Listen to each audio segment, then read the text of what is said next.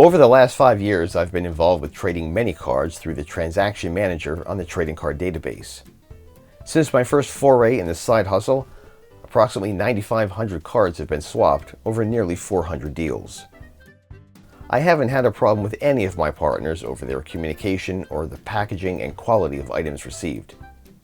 It's the United States Postal Service who creates headaches when it comes to timely deliveries. Here are some examples. It once took 8 weeks for a small envelope from New Jersey to arrive at its intended destination in Tennessee. The recipient shared a pic of the envelope once it was finally delivered. It was postmarked the day after I mailed it from the Kearney station, which is a northern New Jersey hub just 21 miles away. I sent a second package to the same address in a larger envelope the very next day. It was reported as successfully delivered just 3 days later. Did the first one sit in the mailroom, fall behind a desk, circulate between trucks? I'm in the midst of some waiting game for me to receive cards from Maryland.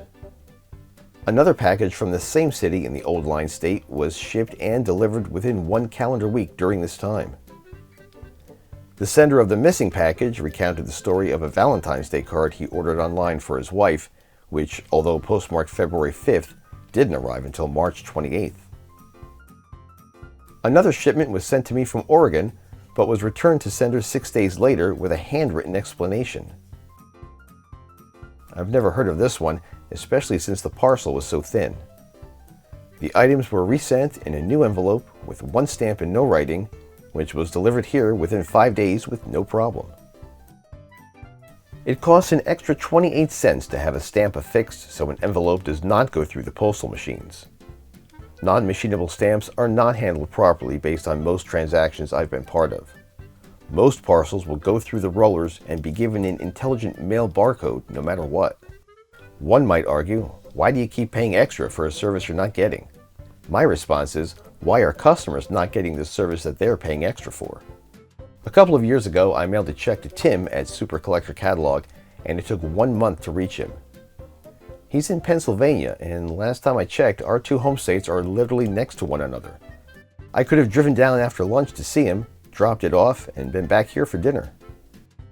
Not all tales are of the negative type. I sent a package to Mark from the Yount Collector blog in Alaska, the second farthest state from me, and it arrived there in just 3 days.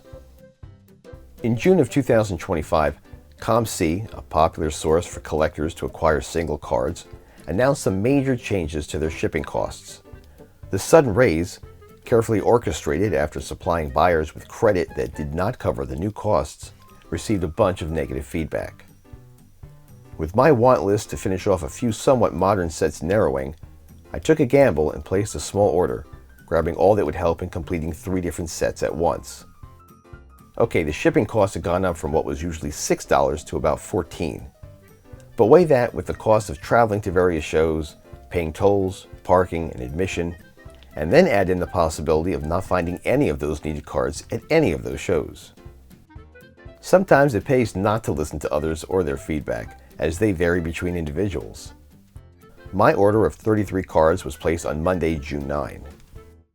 At checkout, even though the site reported 500,000 items to be processed ahead of mine, the estimated ship date was June 20, with an arrival date set for the 25th. Usually the company averages turning around 100,000 items per week. Perhaps there was an error and they meant my order would go through in July. However, 2 days later, an email was received stating my order was not only being packaged, but had already shipped, with delivery expected for Tuesday the 17th. The shipment actually arrived on Monday the 16th. Perhaps adding a tracking label aids in such efficient execution. So thank you to both ComC and the Post Office for getting these to me. Of course, my bills always get to me on time. How have your experiences been?